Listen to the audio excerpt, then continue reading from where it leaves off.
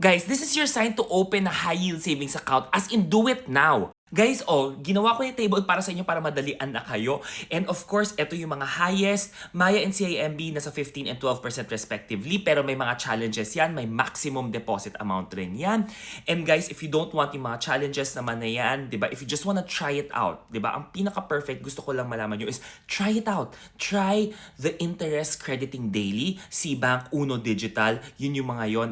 Daily makikita mo nag-grow yung money mo. If you want, just start with 500 pesos or even kung kaya 1,000 pesos. Guys, all you need to do to open an account is just one valid ID. Just download the app. If ever ayaw nyo naman guys, kung meron kayong GCash, why not? Go with the Uno Ready kasi yan yung interest crediting is daily tapos mataas rin yung interest rate na ibibigay sa iyo.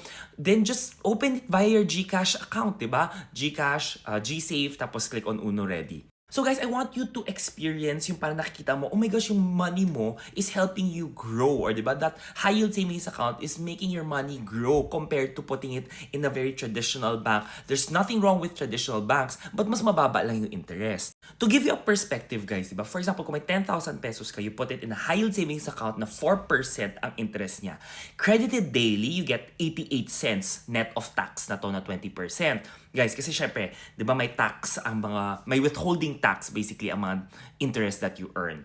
Okay, so monthly you'll get 26.30 pesos sa 10,000 pesos na yan. Kung linagay mo siya sa isang traditional bank, guys, every day you just get 0.1 cents. In a month, 0.41 cents sa 10,000 pesos. Look at that difference. Guys, don't worry. Basta itong mga nakalist naman dito, basta meron siyang lisensya sa BSP, legit banko yan, number 1. And they are PDIC insured of up to 1 million pesos for each depositor.